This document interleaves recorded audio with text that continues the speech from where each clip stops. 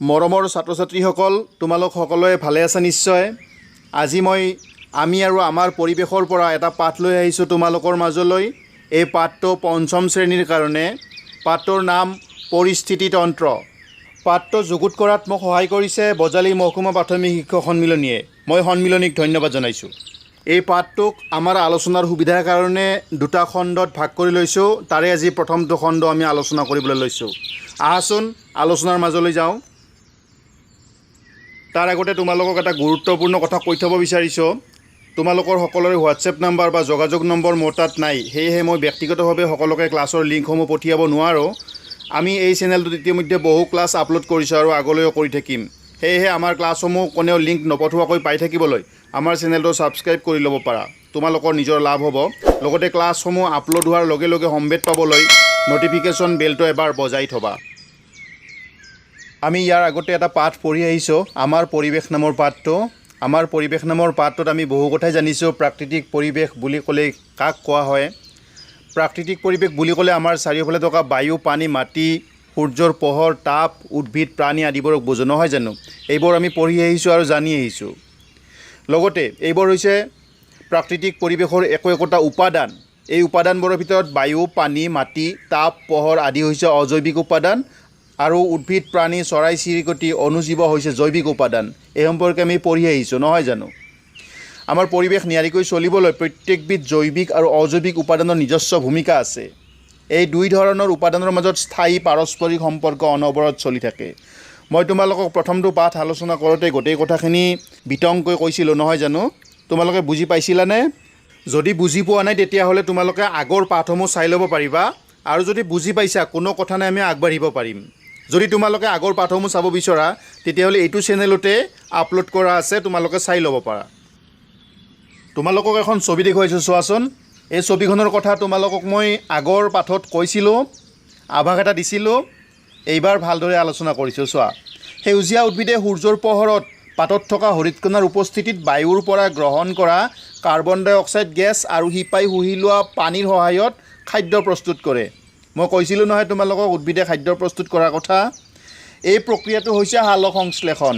মনত পৰিছেনে? ঠিক আছে। উদ্ভিদে নিজৰ আহাৰ নিজে তৈয়াৰ কৰি লোৱাৰ বাবে এইবোৰ হৈছে উৎপাদক। মানে নিজৰ আহাৰ নিজে প্ৰস্তুত কৰি লোৱাৰ বাবে আমি উদ্ভিদক কম উৎপাদক। মনত ৰাখিবা দেই, উদ্ভিদ হৈছে উৎপাদক। কাৰণ কিয় উৎপাদক হ'ল? নিজৰ আহাৰ নিজে প্ৰস্তুত কৰে, সেইকাৰণে উৎপাদক। ইয়াৰ পিছত উৎপাদকৰ ওপৰত নিৰ্ভৰ কৰি কোনে কোনে চলে সেই সম্পৰ্কে কথা পাতিম। উদ্ভিদে আহাৰ প্ৰস্তুত কৰোঁতে পৰিৱেশৰ অজৈৱিক উপাদান বায়ু, পানী আৰু সৌৰশক্তি ব্যৱহাৰ কৰে, হয়নে? বায়ু, পানী আৰু সৌৰশক্তি হৈছে পৰিৱেশৰ অজৈৱিক উপাদান। উদ্ভিদে ব্যৱহাৰ কৰে আৰু খাদ্য প্ৰস্তুত কৰে। পৰিৱেশত এনেদৰে জৈৱিক আৰু অজৈৱিক উপাদানে এটাই আনটোৰ ওপৰত নিৰ্ভৰ কৰি পৰিস্থিতিতন্ত্ৰ গঠন কৰে। বুজি পালানে পৰিস্থিতিতন্ত্ৰ কেনেকৈ গঠন কৰে? এতিয়া চোৱা, অজৈৱিক উপাদান আছিল বায়ু, পানী আৰু সৌৰশক্তি। এইবিলাক ব্যৱহাৰ কৰি কোনে খাদ্য প্ৰস্তুত কৰিলে? নিজৰ খাদ্য নিজে প্ৰস্তুত কৰিলে উদ্ভিদে। গতিকে উদ্ভিদ হ'ল উৎপাদক, মানে সি উৎপাদন কৰিলে, হয়নে? খাদ্য উৎপাদন কৰিলে, নিজৰ খাদ্য নিজে প্ৰস্তুত কৰি ল'লে। চোৱা, এতিয়া উদ্ভিদ হৈছে জৈৱিক উপাদান, বায়ু, পানী আৰু সৌৰশক্তি হৈছে অজৈৱিক উপাদান। এতিয়া চোৱা কিদৰে জৈৱিক উপাদানে অজৈৱিক উপাদানৰ ওপৰত নিৰ্ভৰ কৰে, আৰু পৰিৱেশৰ এটা উপাদানে আনটো উপাদানৰ ওপৰত নিৰ্ভৰ কৰাকেই, এই প্ৰক্ৰিয়াটোকে, এই ছিষ্টেমটোকেই পৰিস্থিতিতন্ত্ৰ বুলি কোৱা হয়। মনত ৰাখিবা দেই। চোৱাচোন, তোমালোকক এখন ছবি দেখুৱাইছোঁ। এখন পৰিস্থিতিতন্ত্ৰৰ ছবি। চোৱা, জৈৱিক আৰু অজৈৱিক উপাদানৰ পৰস্পৰ নিৰ্ভৰশীলতাই পৰিস্থিতিতন্ত্ৰ গঠন কৰে, হয়নে? ছবিখনে তাকেই কোৱা নাই জানো?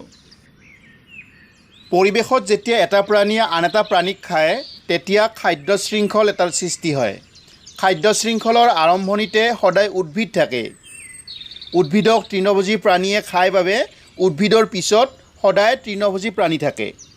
তৃণভোজী প্ৰাণীক আকৌ মাংসভোজী প্ৰাণীয়ে খায় বাবে শৃংখলাটোত তৃণভোজী প্ৰাণীৰ পিছতে মাংসভোজী প্ৰাণী থাকে। এই প্ৰক্ৰিয়াটো সচৰাচৰ ঘটি থকা এটা প্ৰাকৃতিক ঘটনা। বুজি পাইছানে কথাখিনি?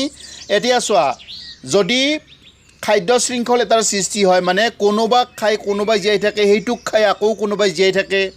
এই যে খাদ্য শৃংখলটোৰ আৰম্ভণিতে উদ্ভিদ থকাৰ কথা কৈছোঁ। উদ্ভিদ থকাৰ কথা কিয় কৈছোঁ? উদ্ভিদে বাৰু কাক খায়? উদ্ভিদেতো বেলেগক নাখায় হয়নে? উদ্ভিদে জীয়াই থকাৰ কাৰণে কি কৰে? সূৰ্যৰ পোহৰত কাৰ্বন ডাই অক্সাইড আৰু শিপাই শুহি লোৱা পানীৰ সহায়ত খাদ্য প্ৰস্তুত কৰে হয়নে? নিজৰ খাদ্য নিজে প্ৰস্তুত কৰে। গতিকে ই জীয়াই থকাৰ কাৰণে বেলেগক নাখায়। গতিকে ই সদায় প্ৰথমতে থাকে। কাৰণ কিয়? ই হৈছে উৎপাদক। তাক কিন্তু বেলেগে খায় হয়নে? তাক কোনে খায়? তৃণভোজী প্ৰাণীবিলাকে খায়। ছাগলী, হৰিণা এইবিলাকে খায় হয়নে? তাৰপিছত সেই তৃণভোজী প্ৰাণীবিলাকক আকৌ কোনে খায়? মাংসভোজী প্ৰাণীয়ে খায় হয়নে? বাঘ, সিংহ এইবিলাকে খায়। গতিকে চোৱা কাৰ ওপৰত কোনে নিৰ্ভৰ কৰিছে, তাৰপিছত আকৌ সিহঁতৰ ওপৰত কোনে নিৰ্ভৰ কৰিছে। এই যে এটা ছিষ্টেম, এই চেইন মানে শৃংখল, এই শৃংখলটোকে কৈছে খাদ্য শৃংখল বুলি। বুজি পাইছানে? সকলো প্ৰাণীয়ে জীয়াই থাকিবলৈ প্ৰত্যক্ষ বা পৰোক্ষভাৱে উদ্ভিদৰ পৰা খাদ্য পায়। প্ৰাণীয়ে উদ্ভিদক খাদ্য হিচাপে গ্ৰহণ কৰে বাবে প্ৰাণীবোৰ হৈছে উপভোক্তা। চোৱা উদ্ভিদক বাৰু সকলো প্ৰাণীয়ে খাদ্য হিচাপে গ্ৰহণ কৰেনে? নিশ্চয় নকৰে হয়নে? দেখাত এনেকুৱা লাগে যে কিছুমান প্ৰাণীয়ে উদ্ভিদক খাদ্য হিচাপে গ্ৰহণ নকৰে, যেনে মাংসভোজী প্ৰাণীবিলাক। সিংহৰ কথা যদি ক'বলৈ যাওঁ তেতিয়াহ'লে সিংহই নিশ্চয় ঘাঁহ নাখায়। সিংহই ঘাঁহ খায় জানো? সিংহই উদ্ভিদ নাখায় হয়নে? সিংহই কি খায়? মাংস খায়। তাৰমানে কথাটো এনেকুৱা হ'ল সিংহই উদ্ভিদ নাখায়, মানে সিংহ উদ্ভিদৰ ওপৰত নিৰ্ভৰশীল নহয়। হ'ব জানো এনেকুৱা? নিশ্চয় নহয় হয়নে? ছবিখন চালে আমি গম পাওঁ। কাৰণ কিয়? সিংহই যিটো জীৱৰ মাংস খায় সেই জীৱটো কিন্তু উদ্ভিদৰ ওপৰত নিৰ্ভৰশীল। সি কিন্তু উদ্ভিদৰ পাত খাই বা তৃণ খাই, ঘাঁহ বন খাইহে সি জীয়াই থাকে। আৰু সি ঘাঁহ বন খাই জীয়াই থাকে বা ডাঙৰ হয় কাৰণে তাৰ মাংস খাব পাৰিছে সিংহই। গতিকে চোৱা সিংহয়ো আও প্ৰকাৰে মানে পৰোক্ষভাৱে উদ্ভিদৰ ওপৰতে নিৰ্ভৰশীল। অকল সিংহই বুলি নহয়, তুমি ছবিখনত চোৱা কাৰ্চিন দি দেখুৱাইছোঁ। সাপ, ফেঁচা, শহাপহু, বনৰীয়া মেকুৰী, শিয়াল সকলো উদ্ভিদৰ ওপৰত নিৰ্ভৰশীল। চোৱাচোন। কিন্তু ইয়াত এটা কথা আছে, কিছুমান পোনে পোনে নিৰ্ভৰশীল, কিছুমানে আওপকীয়াকৈ নিৰ্ভৰশীল। কিছুমানে পোনে পোনে মানে প্ৰত্যক্ষভাৱে আৰু আওপকীয়াকৈ মানে পৰোক্ষভাৱে নিৰ্ভৰশীল। এই যে খাদ্যৰ বাবে প্ৰাণীবোৰ উদ্ভিদৰ ওপৰত নিৰ্ভৰশীল, এই কাৰণেই প্ৰাণীবোৰ হৈছে উপভোক্তা। বুজি পালানে? উপভোক্তা মানে কি? আমিও উপভোক্তা কিন্তু দেই, মনত ৰাখিবা। কিছুমান প্ৰাণীয়ে প্ৰত্যক্ষভাৱে সেউজীয়া উদ্ভিদৰ পৰা খাদ্য আহৰণ কৰে। এনেবোৰ প্ৰাণী হৈছে প্ৰাথমিক উপভোক্তা। বুজি পাইছানে? যিবিলাক প্ৰাণীয়ে প্ৰত্যক্ষভাৱে মানে পোনে পোনে উদ্ভিদৰ পৰা খাদ্য আহৰণ কৰে, উদ্ভিদৰ পাত হওক, ফল হওক, ফুল হওক, মুঠতে উদ্ভিদৰ পৰা যিবোৰ প্ৰাণীয়ে পোনে পোনে খাদ্য আহৰণ কৰে, মানে খাদ্য হিচাপে উদ্ভিদক গ্ৰহণ কৰে, সেইবোৰ হৈছে প্ৰাথমিক উপভোক্তা। যেনে গৰু, ম'হ, ছাগলী, হৰিণা, শহাপহু আদি তৃণভোজী প্ৰাণী। এইবিলাকে ঘাঁহ বন খায়, সেইকাৰণে এইবোৰ তৃণভোজী। গতিকে ইহঁত হৈছে প্ৰাথমিক উপভোক্তা। আকৌ কিছুমান প্ৰাণীয়ে প্ৰাথমিক উপভোক্তাক খাদ্য হিচাপে গ্ৰহণ কৰি জীয়াই থাকে। এতিয়া চোৱা প্ৰাথমিক উপভোক্তা আছিল গৰু, ম'হ, ছাগলী, হৰিণা, শহাপহু এইবিলাক হয়নে? এতিয়া এইবিলাকক আকৌ কোনে খায়? মন কৰিছানে? সেইবোৰ হৈছে গৌণ উপভোক্তা বা দ্বিতীয় শ্ৰেণীৰ উপভোক্তা। এই প্ৰাণীবোৰে পৰোক্ষভাৱে উদ্ভিদক খাদ্য হিচাপে গ্ৰহণ কৰে, মানে পোনে পোনে উদ্ভিদক খাদ্য হিচাপে গ্ৰহণ নকৰে, কিন্তু আওপকীয়াকৈ উদ্ভিদক খাদ্য হিচাপে গ্ৰহণ কৰে। অৰ্থাৎ উদ্ভিদ খোৱা প্ৰাণীৰ মাংস খায়, যেনে বাঘ, সিংহ, শিয়াল আদি মাংসভোজী প্ৰাণীবিলাক। এইবিলাক হৈছে পৰোক্ষভাৱে উদ্ভিদৰ ওপৰত নিৰ্ভৰ কৰি জীয়াই থকা প্ৰাণী। এইবিলাক হৈছে গৌণ উপভোক্তা বা দ্বিতীয় শ্ৰেণীৰ উপভোক্তা। মনত ৰাখিবা দেই। আন কিছুমান প্ৰাণীয়ে উৎপাদক আৰু উপভোক্তা দুয়োকে, অৰ্থাৎ উদ্ভিদৰ বিভিন্ন অংশ আৰু তৃণভোজী প্ৰাণী দুয়োবিধকে খায়। এইবোৰ হৈছে সৰ্বভোজী প্ৰাণী, যেনে মানুহ। চোৱাচোন মানুহে কি কি খায়? মানুহে উদ্ভিদো খায়, মানুহে উদ্ভিদ খোৱা প্ৰাণীও খায়। আমি উদ্ভিদ খাওঁ মানে কি? উদ্ভিদৰ গুটিবিলাক খাওঁ, উদ্ভিদৰ ফল খাওঁ হয়নে? গতিকে আমি উদ্ভিদ খাওঁ, উদ্ভিদৰ পাতো কেতিয়াবা খাওঁ, যেনে ধনিয়া পাত হয়নে, নৰসিংহৰ পাত এইবিলাক যে খাওঁ। গতিকে আমি উদ্ভিদ খাওঁ, কিন্তু তাৰ লগত কেতিয়াবা কি খাওঁ? এই উদ্ভিদ খোৱা প্ৰাণীৰ মাংসও খাওঁ হয়নে? ছাগলী, হৰিণা এইবিলাকৰ মাংসও মানুহে খাওঁ। গতিকে মানুহ হৈছে সৰ্বভোজী প্ৰাণী। বুজি পালানে সৰ্বভোজী প্ৰাণী মানে কি? এইদৰে সকলো জীৱই খাদ্য শৃংখলত এটা নিৰ্দিষ্ট স্থান অধিকাৰ কৰে। আমাৰ পৰিৱেশত নানা ধৰণৰ পৰিস্থিতি তন্ত্ৰ আছে, যেনে ঘাঁহনি, পুখুৰী, শস্য পথাৰ, অৰণ্য আদি হৈছে কি পৰিস্থিতি তন্ত্ৰ, হয়নে? ঘাঁহনিত কিছুমান খাদ্য শৃংখল চলি থাকে, পুখুৰীত কিছুমান খাদ্য শৃংখল চলি থাকে, শস্য পথাৰত কিছুমান খাদ্য শৃংখল চলি থাকে, অৰণ্যত কিছুমান খাদ্য শৃংখল চলি থাকে, নহয় জানো? গতিকে চোৱা, যিবিলাক ঠাইত কমেও এটাকৈ হ'লেও খাদ্য শৃংখল চলি থাকে, সেই ঠাইবিলাককে আমি পৰিস্থিতি তন্ত্ৰ বুলি ক'ব পাৰোঁ।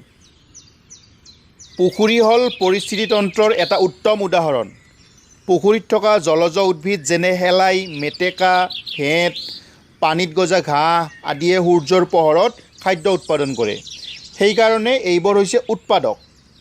এই উদ্ভিদবোৰক পুখুৰীত থকা কোনবোৰ জীৱই খায় ভাবি চোৱাচোন, ভাবিছেনে বাৰু?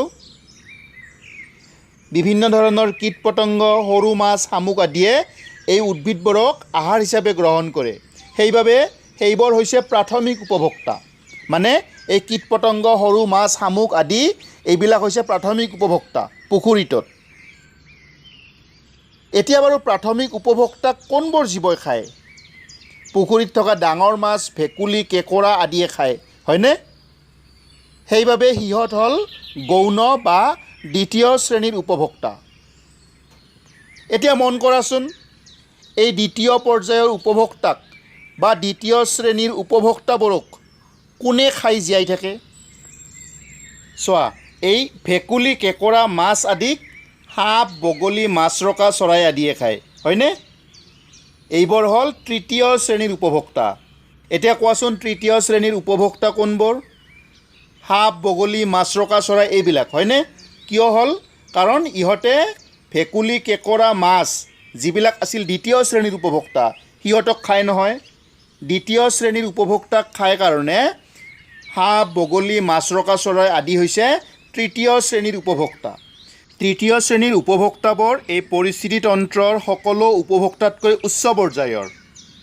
পৰিস্থিতি তন্ত্ৰত প্ৰাণীবোৰে ইটোৱে সিটোৰ ওপৰত কিহৰ বাবে নিৰ্ভৰ কৰে জানানে? নিশ্চয় খাদ্যৰ বাবে। আমি বহু কথাই আলোচনা কৰিলোঁ, হয়নে? এতিয়া তোমালোকে চিন্তা কৰি লিখি দিয়া। মই এটা কথা চিন্তা কৰিবলৈ দিছোঁ তোমালোকক, চিন্তা কৰি লিখিবা, কিন্তু এনেই যধে মধে নিলিখিবা দেই। পুখুৰীত শেলাই, ঘাঁহ আদি নাথাকিলে কি হ'লহেঁতেন? চিন্তা কৰা। পুখুৰীত শেলাই, ঘাঁহ আদি নাথাকিলে কি হ'লহেঁতেন? এইবোৰক কিহে খাইছিল, সেইবোৰক আকৌ কিহে খাইছিল, সকলোবিলাক চিন্তা কৰিবা দেই। আৰম্ভণিৰ পৰা শেষলৈকে চিন্তা কৰিবা, চিন্তা কৰি লিখিবা, ঠিক আছে? আৰু ঘৰত যিকোনো এজন লিখা পঢ়া জনা মানুহক দেখুৱাবা, নাইবা বিদ্যালয় খুলিলে ছাৰ বাইদেউক দেখুৱাবা। প্ৰথম খণ্ডৰ আলোচনা আজিলৈ ইমানতে সামৰিছোঁ। যিসকল শিক্ষাগুৰুৱে আলোচনাটোত ভাগ ল'লে তেওঁলোকক মই অনুৰোধ জনাম, আপোনালোকে গঠনমূলক পৰামৰ্শ এটা কমেণ্ট বক্সত আগবঢ়াব। আলোচনাত অংশগ্ৰহণ কৰাৰ বাবে সকলোকে ধন্যবাদ জনালোঁ।